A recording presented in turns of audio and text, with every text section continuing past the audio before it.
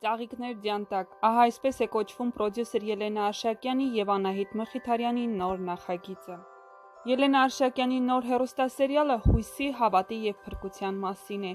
Այսօր 22:10 Armenia Premium-ի եթերում կհեռարձակվի հեռուստասերիալը փետրվարի 15-ից Armenia TV-ի եթերում։ Հեռուստասերիալն այսօր հասանելի կլինի նաև մեր YouTube-յան ալիքում, գրվել է Armenia TV-ի հեռուստաընկերության Instagram-յան պաշտոնական էջում։